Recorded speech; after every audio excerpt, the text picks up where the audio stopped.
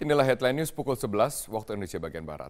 Kebakaran yang terjadi di pusat perbelanjaan Ramayana, Pasar Minggu, Jakarta Selatan pada pukul 4:45 pagi tadi telah berhasil dipadamkan.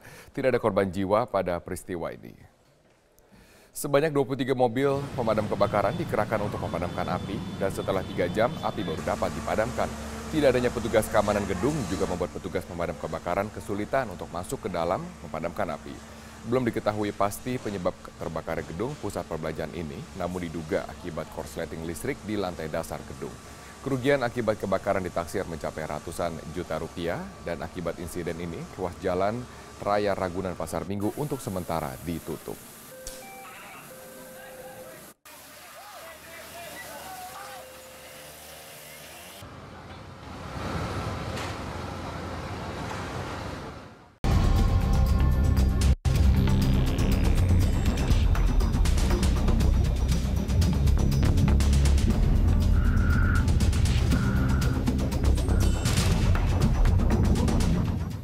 Kita lanjutkan Prime Time Talk malam ini, pemirsa. Presiden sudah menegaskan gebuk pengganggu NKRI. Pak TB, komentar Anda?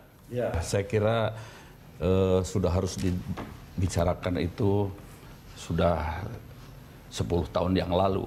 Ya, saya waktu menjadi komandan Garnisun itu juga mengikuti. Karena saat-saat itu dibentuknya front itu. Oh, begitu ya. Oh, pas saat itu Anda jadi dan Garnisun ya? Di situ komandan Garnisun. Tahu betul ya, kemudian sejarah. Tahu situasi dan lain sebagainya. Seharusnya sudah mulai ya. Saya hanya ingin mengatakan begini ya. Negara Kesatuan Republik Indonesia ini kan dibangun, kemudian ditegakkan dan kemudian direbut ya oleh para pejuang negara Kesatuan Republik Indonesia yang saat itu tidak berbicara dari suku mana, agama apa, aliran apa dan sebagainya. 100% para tokoh-tokoh pendiri bangsa ini berkumpul bersatu, kemudian mendirikan Negara Kesatuan Republik Indonesia. Begitu. Tanpa ada aturan, tanpa juga bahasan-bahasan soal pluralisme dan lain sebagainya. Tanpa ada deal-dealan. Tidak ada deal-dealan. Semua ikhlas, jujur dan tulus. Dan kemudian berjalan dengan baik. Mengapa kemudian ketika sudah tahap mengisi kemerdekaan, sudah mapan, sudah ada undang-undang. Ya, kalau berbicara ormas, ada undang-undang nomor 17 ya tahun 2013. Kalau berbicara soal pelanggaran-pelanggaran hukum, KUHP lebih canggih. Kalau berbicara IT, kita ada undang-undang ITE. Jadi apa yang kurang? Sudah lengkap semua. Lengkap. Sekarang tinggal negara harus punya keberanian. Siapa yang kemudian mengganggu tegaknya Negara Kesatuan Indonesia dihadapi secara hukum. Ya, jadi Presiden bilang gebuk aja wajar dong ya? Iya wajar, wajar. Nggak ada urusan hak asasi? Harusnya dari dulu. Tentu pengertian gebuk, bukan serta-merta begitu ya. Ada misalnya kalau itu pelanggar itu komunitas, kelompok, ada undang-undang ormas. Kalau itu perorangan ya, ada undang-undang anti diskriminasi. Kalau itu pemberitaan itu ada undang ITE. Kalau itu menyangkut pidana, ada undang-undang hukum pidana. Jadi menggunakan itu, pengertian digebuk itu bukan digebuk pakai tangan. Iya, Pak TB, Anda tidak melihat kalau misalnya Presiden sudah tegas, kemudian kan aparat kita kan memang sebenarnya sudah membutuhkan atau sinyal dukungan dari kepala negara itu kan sudah sejak lama dibutuhkan. Tapi kalau aparatnya sudah oke, Presiden sudah tegas, apakah tidak timbul konflik sosial di masyarakat akibat tarik-menarik dukungan antar elit yang melibatkan masyarakat atau grassroots? Saya kira tidak. Anda yakin? Yakin. Aturannya harus hukum. Jangan dipolitikin lagi ya? Jangan dipolitisir. Jangan berbicara, misalnya begini saja, berbicara yang lain, muter-muter dan sebagainya. Sudah, hukum sudah ada. Misalnya pasal 27 Undang-Undang nomor 17 tahun 2012 tentang ormas. Wajib menjaga persatuan NKRI. Kemudian berkeinginan menindakkan NKRI merupakan pelanggaran. Itu sudah jelas. Makanya HTI ormas wajib dilarang. berpartisipasi dalam mencapai tujuan negara. Harus itu. Lah kalau di luar itu, di luar undang-undang, menyalahi undang-undang, ya proses. Kan banyak ormas yang tidak sesuai dengan undang-undang. Ya. Di luar itu pun banyak tokoh elit ormas yang menyampaikan ujaran kebencian. Ini kan sebenarnya pasal yang menjerat ini bisa banyak. Mau gitu. pakai apa sekarang undang-undangnya? Udah lengkap dibuat di Republik ini. Ya. Jangan-jangan memang elit ormas sudah tahu betul akan banyak pasal. Tahu lah. Jadi Saya kalau sudah tahu juga sudah yakin dong akan dijerat. Ada pembuat undang-undang tidak mengerti isinya undang-undang itu. Ayo teman-teman mungkin. Ayo kita buka-bukaan saja. Ya kalau Mantan kolega Anda di parlemen. Ya kira-kira begitulah berputar ke sana kemari. Sudahlah nggak usah jadi al munafikun. Iya. Ya itu undang-undangnya mari kita baca mana kesalahannya sudah di situ. Dan apakah kita masih mencintai tegaknya negara kesatuan Republik Indonesia? Iya. Nah, kalau masih mari kita tegakkan. Tapi kalau tidak, silahkan keluar dari NKRI atau berhadapan dengan aparat. Jangan merusak NKRI. TNI pun punya kewajiban. Kan negara kesatuan Republik Indonesia adalah harga mati. Ketika sampai melampaui batas-batas, sampai misalnya separatis, itu bisa. Ya, ormas dalam pasal-pasal tertentu itu ada, ya bisa. Dengan kata lain, quote and quote itu digebuk. Tapi tentu secara hukum ada prosedurnya. Ya, artinya Pak Pujo ya, ini kan gebuk ini kan tanda petik artinya tetap melalui mekanisme dan prosedur hukum itu kan. Jangan pakai gaya apa tuh yang di film itu yang dia mencuri dari orang kaya kemudian ngasih ke Robin Hood. Saya mau gini aja. Istilah dulu waktu kami masih bertugas zaman Orde Baru itu ada gebuk. Bahkan disukabumikan katanya. Wah, itu zaman beliau itu zaman belum itu masuk itu. Ngeri itu dengar itu. Saya masih berpangkat kapten. Digebuk. Wah, habis itu disukabumikan katanya. Kalau istilah disukabumikan itu dulu Kapolri itu. Lalu kalau yang TNI itu digebuk. Tapi kalau sekarang itu bukan digebuk model gaya dulu ya. Lagi pula juga sekarang kan media sosial ya, ada hukumnya, sangat berkembang kan. Artinya begini, sedikit-sedikit aktivitas aparat kita disorot lewat media sosial ya kan. Benar atau salah orang tidak peduli kadang-kadang langsung di-share. Antisipasinya bagaimana agar opini publik itu tidak semakin liar gitu? Jadi kepolisian negara Republik Indonesia itu dengan munculnya fenomena media sosial itu telah melakukan antisipasi. Yang pertama kita memperkuat yang namanya deteksi. Deteksi dengan membuat satu direktur namanya Direktur Kamner di Baintelkam yang fungsinya untuk melakukan deteksi, salah satunya adalah di media sosial. Yang kedua kita juga memperkuat namanya cybercrime. Cybercrime itu dulu Kabak, sekarang menjadi satu direktur cybercrime. Tapi infrastrukturnya ditunjuk enggak? Tentu saja dengan penambahan dari Kabak menjadi direktur itu tentu saja dengan semua konsekuensinya. Termasuk anggaran. Infrastruktur, orang, anggaran. Jangan sistem, orangnya sudah begitu. Ada, infrastruktur lengkap, anggarannya kembang-kembis.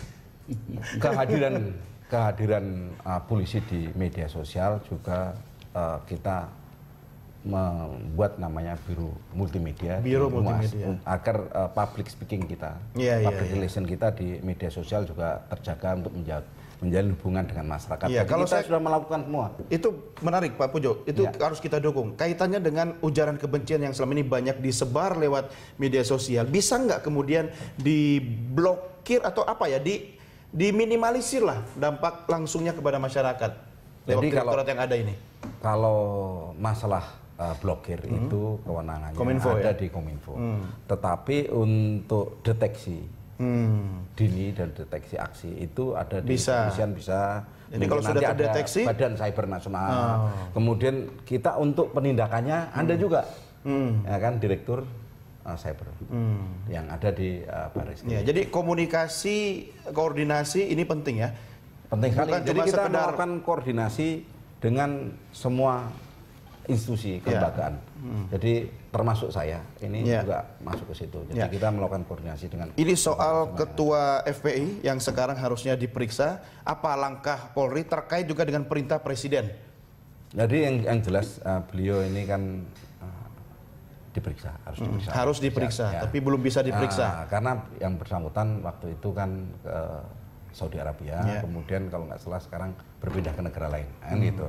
Itu kita memiliki instrumen perundang-undangan, instrumen hukum, salah satunya adalah konstruksi kita dengan Interpol. Ya, itu kita maksudnya anggota. nanti... Jadi kita bisa melakukan namanya red notice dan lain-lain untuk mengambil atau minta bantuan daripada Interpol di negara.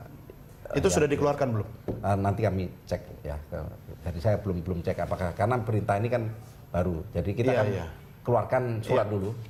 Surat kepada keluarga untuk kan panggil itu kan harus 3 kali. Gitu. Hai gitu. Dua, ketiga baru membawa nanti. Itu paling tidak prosesnya harus kita ikuti dulu. Tidak bisa kita langsung. Ini kan kita melanggar. Nggak pakai cara Robin Hood ya. Melanggar hukum tidak boleh. Artinya dengan perintah Presiden, Polri harus lebih confident kan, tidak perlu takut begitu kan. Kita sangat confident. Oke, Pak TB, komentar Anda terkait dengan elit ormas yang kemudian tidak memberikan keteladanan terhadap NKRI kita. Saya kira sudah jelas. Balik lagi ke undang-undang. Kembali ke undang-undang, karena kita sudah dilengkapi dengan undang-undang yang lengkap, ya, ujaran kebencian, menyebarkan masalah sara sehingga tinggal konflik, itu ada pasal 25 dan pasal 29 di Undang-Undang ITE. Dan bukti-bukti sudah juga jelas, begitu ya. Ada situs-situs yang boleh langsung ditutup oleh negara. Itu misalnya soal pornografi, kemudian juga masalah teroris dan sebagainya, otomatis. Nah, begitu. Yang lain-lain punya kewenangan negara untuk memprotek rakyatnya demi keamanan rakyatnya, demi keselamatan rakyatnya. Begitu. Jadi tidak usah kita memperhatikan yang 1, 2, 3 orang dan sebagainya, bawa ke ranah hukum. Termasuk ini, Pak.